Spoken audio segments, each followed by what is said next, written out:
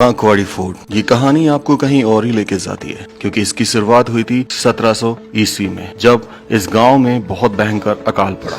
तब महान राजा रहे जय सिंह, उन्होंने सोचा कि इस जगह के एक किला बनवाया जाए ताकि यहाँ के लोगों को काम मिले और इस अकाल से छुटकारा मिल सके। तब इस जगह पर कांकवाड़ी किले का निर्माण कार्य शुरू किया गया, जिसमें यहाँ के लोग दिन में काम करते थे और रात को संभ्रांत परिवार के लोग काम करते थे। इससे उनकी अकाल की परेशानी धीरे धीरे दूर होती चली गई। लेकिन अभी कहानी खत्म नहीं हुई है, ये तो शुरुआत है। ये असली कहानी शुरू होती है मुगल साम्राज्य और जयपुर साम्राज्य के बीच रही दोस्ती की। अकबर की दोस्ती हुई थी राजा मान सिंह से, और अकबर के पड़पोते औरंगजेब की दोस्ती थी राजा जय सिंह से। औरंगजेब ने ये जगह अपने भाई दारा सिकों को कैद करने के लिए इस्तेमाल की थी, क्योंकि ये जगह उनके दोस्त जय सिंह की थी, और यहाँ पर कैद इसलिए किया गया था ताकि वो सत्ता को पा सके। जो जहांगीर थे, उनके पिताजी सत्ता दारा सिकों को देना चाहते थे, लेकिन औरंगजेब ने अपने सगे भाई को मारकर सत्ता हासिल कर दी। और फिर जो उसके बाद उन्होंने भारत के इतिहास में तोड़ाफोड़ी करी, वो भुलाने लायक आज भी नहीं है। तो चलिए इस किले के बारे में जानते हैं, जो कि स्थित है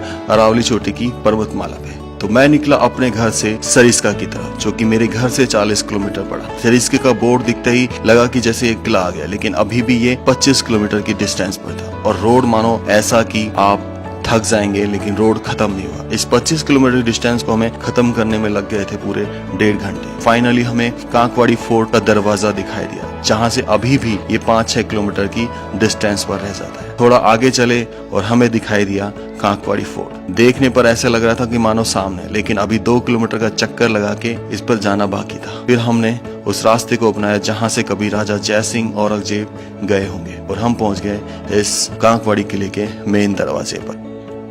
ये है इस आलीशान किले का दरवाजा, जिसकी ऊंचाई थी 20 फुट। इसमें प्रवेश करते ऐसे लग रहा था कि जरूर ये किला किसी आलीशान और महान राजा के कार्य को दर्शाता है। इस किले पर किसी भी तरह का लेंटर का यूज नहीं किया गया था। आगे बढ़ते हैं तो हमें नजर आता है पीछे का दरवाजा, जहां से कभी सिपाही या फिर औरंगजेब और राजा जय सिंह आया करते थे। ये एक रैंप था जो कि कम से कम 1 किलोमीटर लंबा है। उसके बाद जब मैं आगे बढ़ा, मैंने देखा कि उल्टे हाथ की तरफ ऐसे बहुत छोटे छोटे दरवाजे थे, जो कि अवश्य इस कांकवाड़ी दुर्ग के युद्ध क्षेत्र पर नजर रखने के लिए रखे गए थे, जो कई मीलों लंबा फैला हुआ था।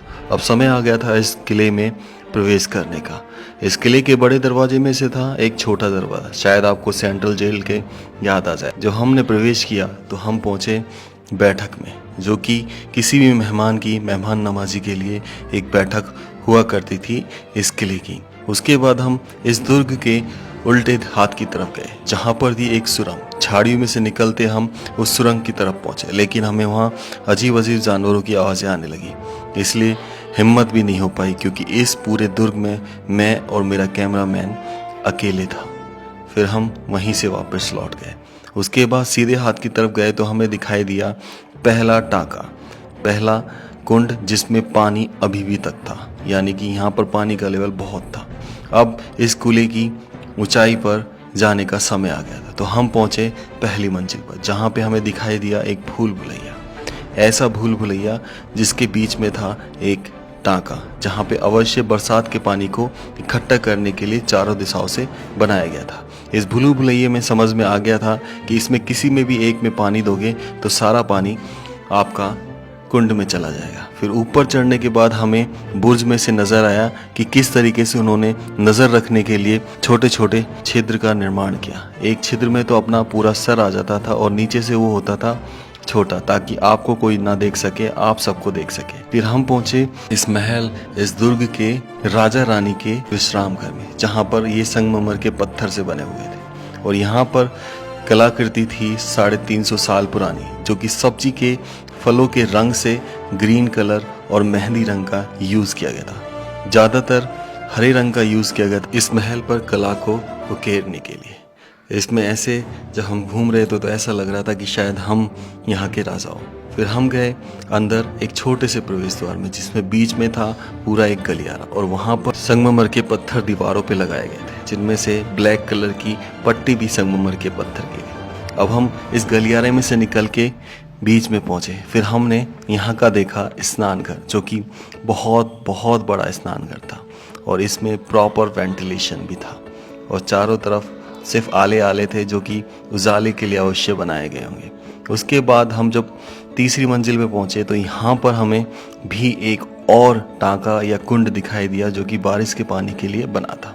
फिर हम उल्टे हाथ की तरफ स्थित इसमें एक कमरे में पहुंचे जहाँ पर हमें एक सुरंग, एक गुफा नजर आई जो कि अवश्य इनके धन और इनके खजाने को छुपाने के लिए बनाई गई थी। लेकिन आज यहाँ पर ऐसा कुछ भी नहीं है क्योंकि 1947 के बाद ये गवर्नमेंट प्रॉपर्टी हो चुकी है और यहाँ से सारा सामान राजा के परिवार लेके जा चुके हैं। उसके बाद थोड़ा सा आगे बढ़े तो हमें और कक्ष के बारे में जानने की इच्छुकता हुई, जैसे कि ये कक्ष पूरी तरीके से हर दिशा में एक छेद बनाए गए थे और ये इसलिए बनाए गए थे ताकि इस दुर्ग के पीछे की साइड नज़र रखी जा सके।